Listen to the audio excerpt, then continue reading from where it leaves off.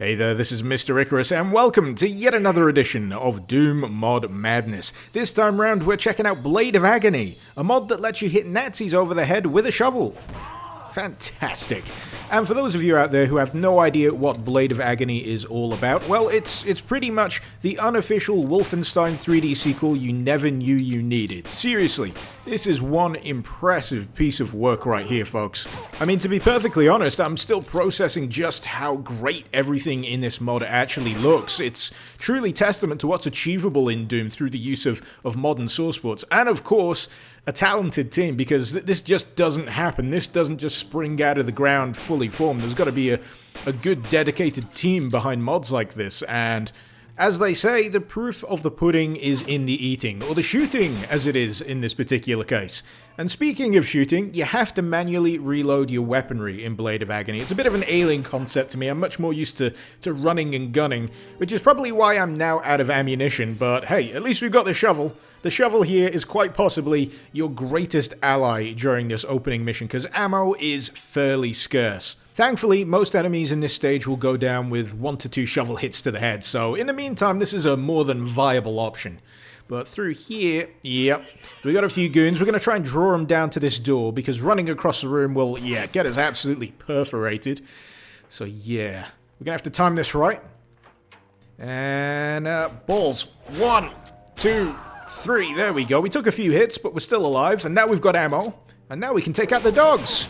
Apologies if you're a dog lover, but they were Nazi dogs. They clearly had it coming. Now, what have we got through here? Ah, it's an SS officer study. Minus an SS officer. We've also got little bits of gold and armor lying around. Gold can be used between stages in order to buy extra bits and pieces, which I should be able to show you a little later. And we've also got mirrors, which you can destroy. How cool is that? Oh, actually, wait, look at this. Switches that darken and brighten the room. That is just insanely cool. It's little touches like that that just make me smile. It's awesome. Well, it's shovel time again. Right, let's see if we can get these two guys without getting shot. Damn it. One to the face, but never mind, it's just a flesh wound. But speaking of even more interactivity, this right here. This is freaking awesome. And you know what? I think I'm detecting a little bit of a Duke Nukem 3D influence here. I absolutely love Duke Nukem to bits. It's another game that had a ridiculous level of in-game interactivity. You could play pool, you could smash mirrors, you could turn light switches on and off and blow up buildings. And it's really fun to see that influence at work here in Blade of Agony, because it just elevates everything as a result. It makes it even more fun to play. It complements the gameplay rather than distracting from it. As I mentioned earlier, you do have to manually reload most of your weaponry in Blade of Agony, and as a result it leads to a little bit of a different gameplay rhythm from what I'm used to in other Doom mods. If anything, I'd call it a more cautious style, because you're acutely aware of how many bullets you've got left in a magazine, you're acutely aware that if you've got no bullets left, you're gonna have to find cover, and you're acutely aware that if you can't find cover, you're probably gonna die in a hail of gunfire, because bullets in Blade of Agony rip through you like a hot knife through butter. So yeah, I'd say this mod's got a little bit of a difficulty curve to it. One that will lead to you becoming intimately familiar with the quick save button. Oh god, I'm nearly dead already. I really do not want to be dying here, because that will mean me going all the way back to the start of the stage. Another guy around here. Right, cool. Please no one kill me. Please no one kill me. Oh, thank god for that. Yeah, once I clean up that top balcony, I am totally saving this, because through the door at the top, we're going to encounter one of Blade of Agony's mini-bosses, and there's a few of these scattered throughout the stages, sometimes more than one, but they're a nice little interesting change to the flow of gameplay. So the guy we're going to be up against through here is an evil Nazi scientist. In fact, there's several evil Nazi scientists through here, but these are all small fry. The guy we're up against, he's a bit of a big kahuna in more ways than one. It's not this guy either. Ah, it's this guy who throws syringes at you. Who does that? Who throws syringes?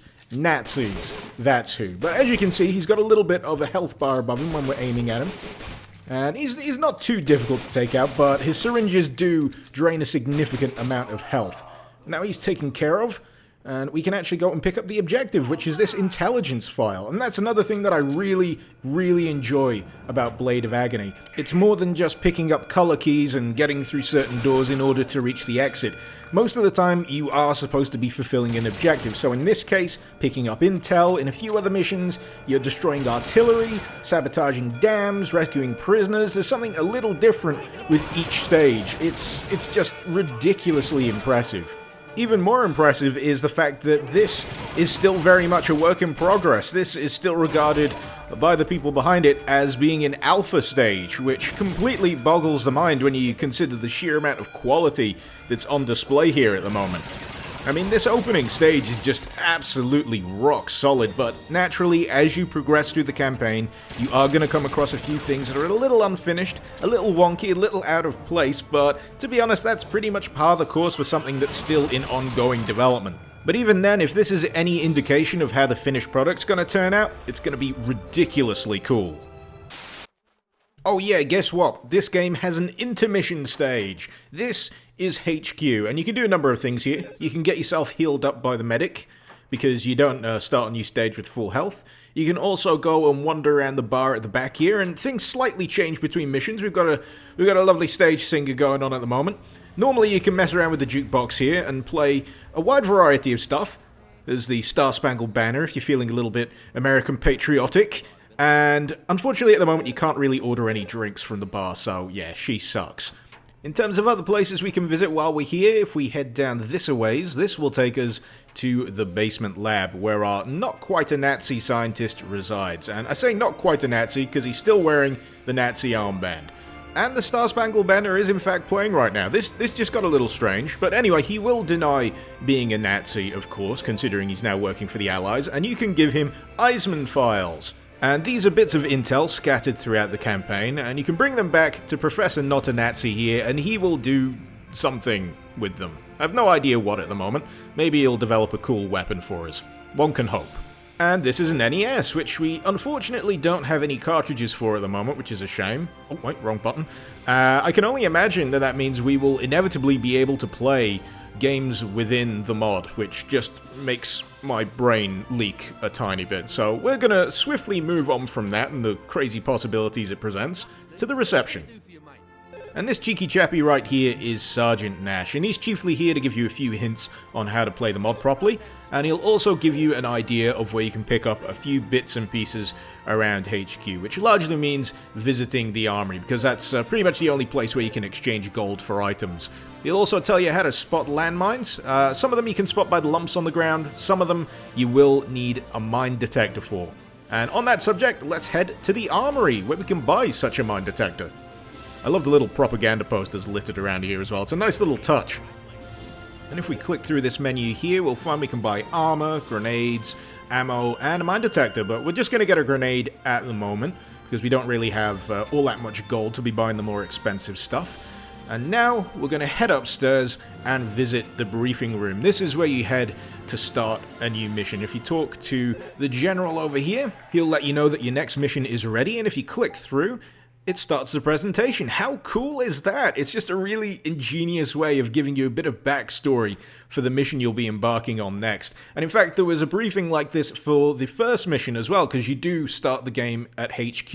And for a second, I thought that General Miller, the character giving the briefing here, was fully voice acted, until I realized it was just an extremely British-sounding text-to-speech program, which gave me a little bit of a chuckle.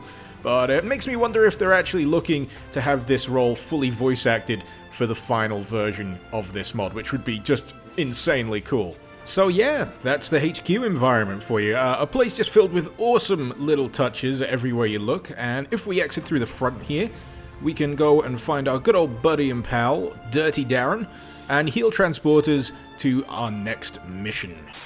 So yeah, if you're not sold on Blade of Agony by now, then there's not much else I can do for you. I've just thoroughly enjoyed playing what's available of this mod so far. There's 6 missions available in the first chapter. And as I mentioned earlier, there will be a few aspects of these stages that don't entirely work as intended. As you already know, this is very much a work in progress, but if you're willing to look past that, you'll find that even in this early stage, Blade of Agony is just a remarkably solid mod that's pretty challenging, pretty satisfying to play, and I just have to tip my hat to the team behind this. They've done an absolute bang-up job so far. Now, normally I'd go a little bit into the weaponry that's available in this type of mod, but considering this is work in progress, I got the distinct feeling that a lot of the weaponry that I could obtain through typing in IDKFA was in fact placeholder, and as a result it didn't really feel all that fair to talk about how they affected the immediate gameplay.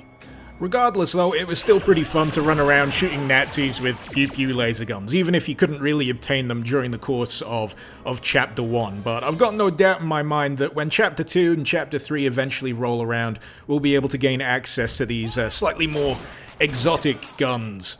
But yeah, in the meantime, Chapter 1 stays a little bit more faithful to the World War II era with its variety of weaponry. Even then, they're still pretty satisfying to use, it's just that they're not quite as satisfying as something like this.